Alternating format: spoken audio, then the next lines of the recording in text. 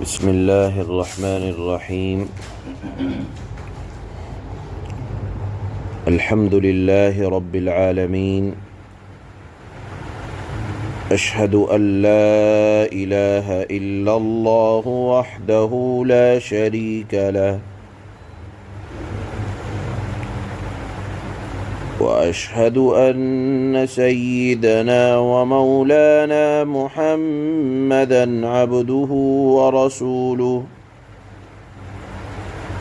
أما بعد، فأعوذ بالله من الشيطان الرجيم.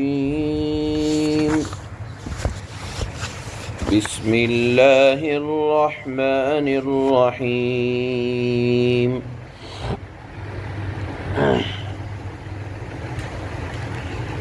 إن أول بيت وضع للناس للذي ببكة مباركا وهدى للعالمين، فيه آيات بينات مقام إبراهيم، ومن دخله كان آمنا، ولله على الناس حج البيت من استطاع إليه سبيلا، ومن كفر فإن الله غني عن العالمين. صدق الله مولانا العلي العظيم. یہ آیت در حقیقت یہودیوں کے ایک اعتراض کا جواب ہے۔ وہ یہ اعتراض کیا کرتے تھے کہ حضرت ابراہیم علیہ السلام کے مذہب کے ہم زیادہ قریب ہیں، اور اس کی وجہ یہ بیان کیا کرتے تھے کہ حضرت ابراہیم نے شام کی طرف ہجرت فرمائی، وہیں رہے سہے اور وفات فرمائی، اور تمام انبیاء کرام بیت المقدس کی عظمت کیا کرتے تھے۔ بیت المقدس تمام انبیاء کرام کا قبلہ تھا، اور حضرت ابراہیم نے وہاں ہجرت فرمائی، وفات وہیں فرمائی، وہیں رہے سہے، حتیٰ کہ ان کی اولاد بھی شام میں رہی، اور جتنے انبیاء آئے سب نے بیت المقدس کو اپنا قبلہ بنایا۔ وہ یہ اعتراض کیا کرتے تھے کہ اس کے برخلاف جب مسلمان اور اللہ کے نبی صلی اللہ علیہ وسلم نے ہجرت مدینہ منورہ کی طرف فرمائی، شروع میں اللہ کے نبی نے بھی بیت المقدس کو اپنا قبلہ بنایا، لیکن جب مدینہ منورہ تشریف لائے اور کچھ دنوں کے بعد مسجد حرام یعنی کعبۃ اللہ کو قبلہ بنانے کا حکم نازل ہوا، تو یہودیوں نے یہ اعتراض کیا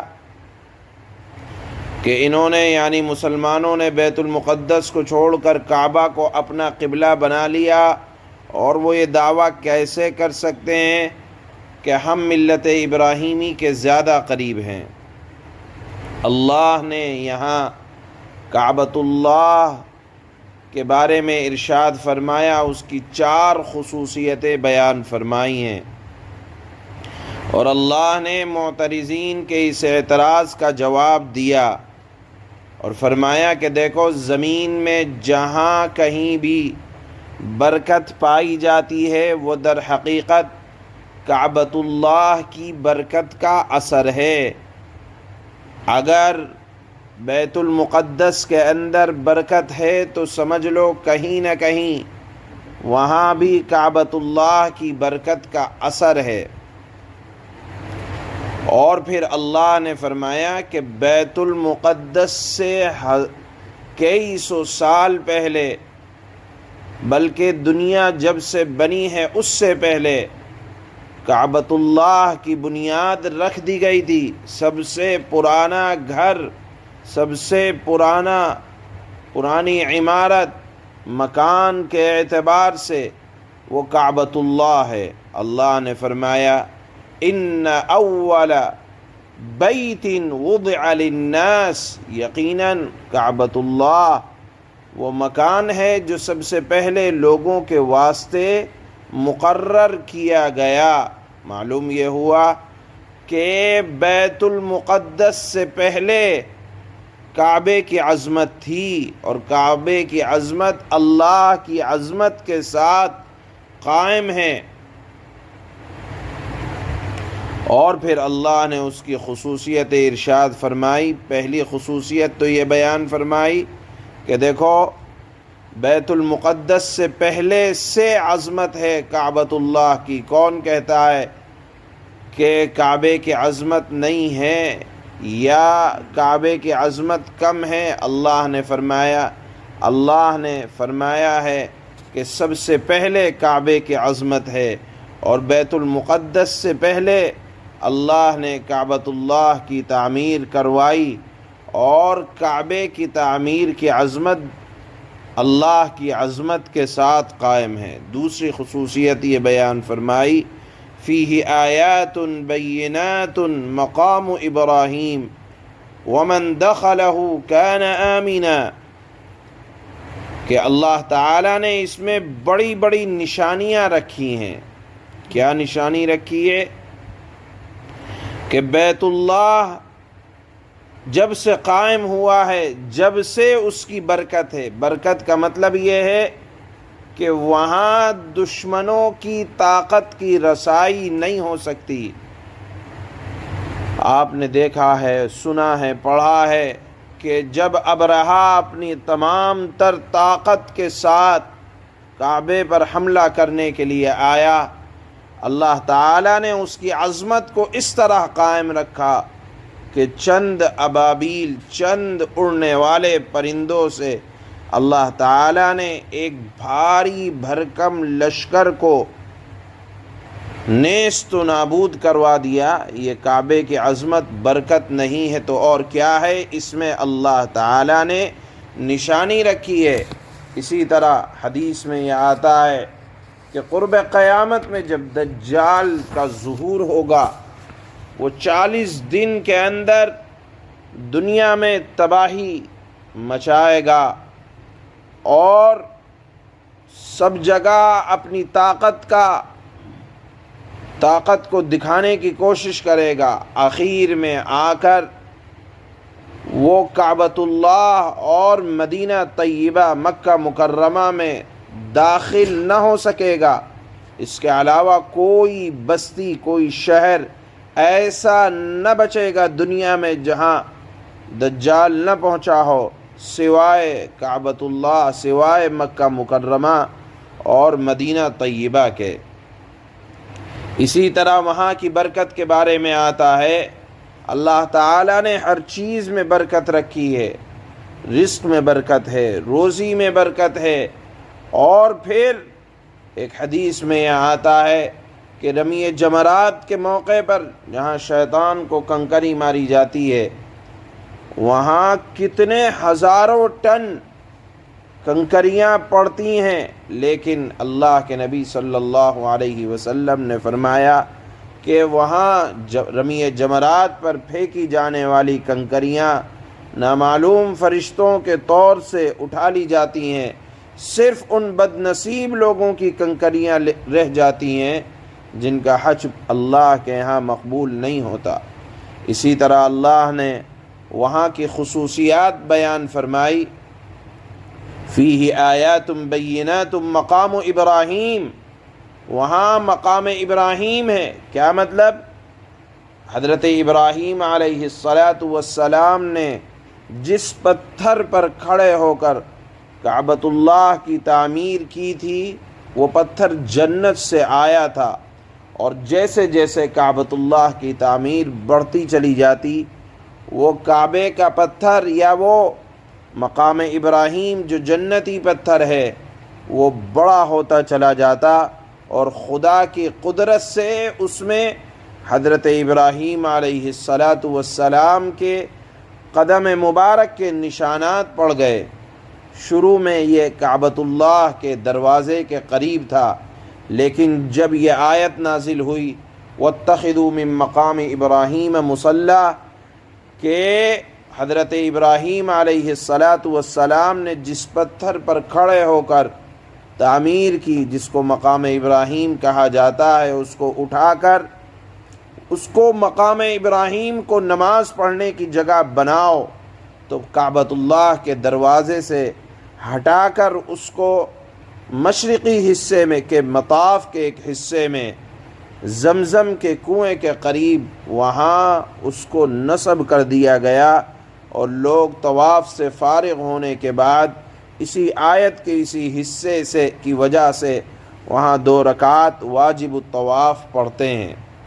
اور اس کو آج کل ایک شیشے کے خول کے اندر اس کو رکھ دیا گیا، اس کو بھی اللہ تعالی نے اپنی یا کعبۃ اللہ کی عظمت کے طور پر یا کعبۃ اللہ کی برکت کے طور پر بیان فرمایا ہے کہ دیکھو کتنے سال گزر گئے، لیکن اللہ تعالی نے کے حکم سے وہ پتھر آج بھی قائم ہے اور اس کی برکتوں کا ظہور آج بھی وہاں ہو رہا ہے۔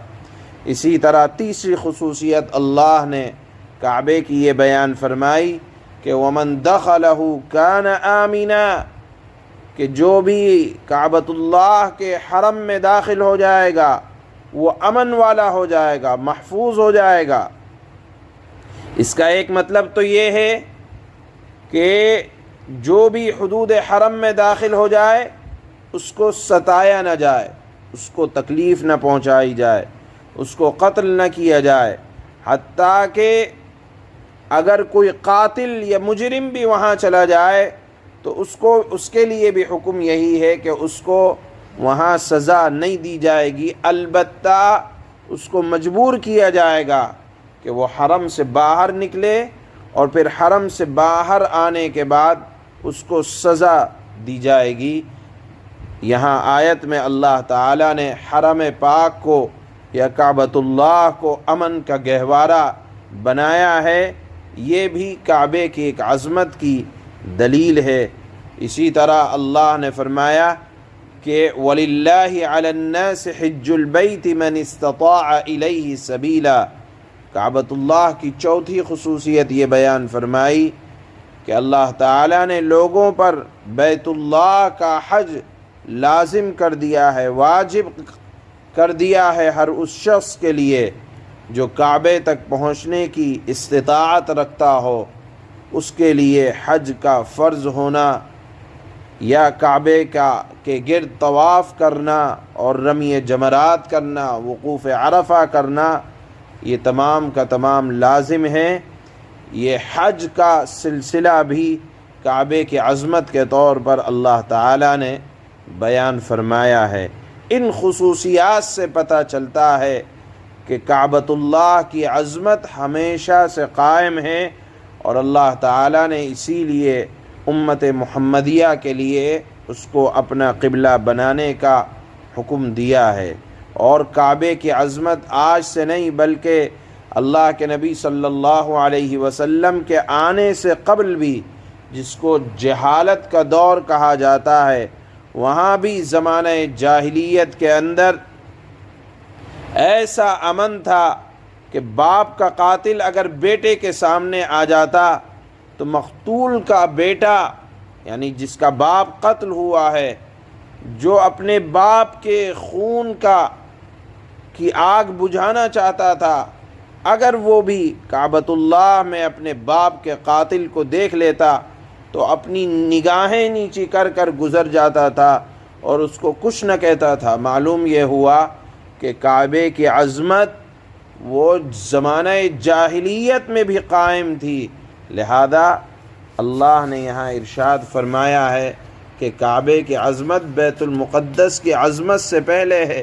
یہ الگ بات ہے کہ تمام انبیاء کرام کو اللہ نے حکم دیا تھا کہ وہ بیت المقدس کی طرف رخ کر کے عبادت کریں، اس سے یہ بات لازم نہیں آتی کہ کعبۃ اللہ کی طرف جو اللہ نے امت محمدیہ کو حکم دیا ہے عبادت کر کے رخ کر کے عبادت کرنے کا کہ کعبۃ اللہ کی عظمت بہرحال اپنی جگہ مسلم ہے۔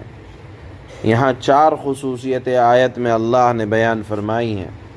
اللہ فرماتے ہیں ان اول بیت وضع للناس للذی ببکۃ مبارکا وہدی للعالمین۔ حقیقت یہ ہے کہ سب سے پہلا گھر جو لوگوں کی عبادت کے لیے بنایا گیا یقینی طور پر وہ گھر ہے جو مکہ میں ہے، اور بنانے کے وقت ہی سے کعبۃ اللہ برکتوں والا، یہ پہلی خصوصیت کہ کعبہ برکتوں والا ہے، اور دوسری خصوصیت یہ ہے کہ دنیا جہاں کے لوگوں کے لیے ہدایت کا سامان ہے۔ فیہ آیات بینات مقام ابراہیم ومن دخلہ کان آمنا۔ کعبے میں اللہ نے روشن نشانیاں رکھی ہیں، وہی نشانیاں کہ وہاں ظالموں کا گزر بسر نہیں ہوتا۔ ابرہہ اور پھر قیامت کے قریب آپ دیکھیں گے کہ دجال کا قبضہ پوری دنیا میں ہو جائے گا سوائے مکہ اور مدینہ کے۔ یہ تمام روشن نشانیاں ہیں، ہر ایک کے لیے ہیں۔ وہاں مقام ابراہیم ہے، اور جو کعبۃ اللہ میں یا حرم محترم میں داخل ہوتا ہے امن پا جاتا ہے۔ وَلِلَّهِ عَلَى النَّاسِ حِجُّ الْبَيْتِ مَنِ اسْتَطَاعَ إِلَيْهِ سَبِيلًا۔ چوتھی خصوصیت یہ ہے کہ لوگوں میں سے جو لوگ بھی اس تک پہنچنے کی طاقت رکھتے ہوں ان پر اللہ کے لیے اس گھر کا حج کرنا فرض ہے۔ وَمَن كَفَرَ فَإِنَّ اللَّهَ غَنِيٌّ عَنِ الْعَالَمِينَ۔ اور اگر کوئی انکار کرے یعنی کعبۃ اللہ کی عظمت کا اقرار نہ کرے یا اللہ کے بتائے ہوئی باتوں کا انکار کرے تو اللہ تعالی دنیا جہاں کے تمام لوگوں سے بے نیاز ہے۔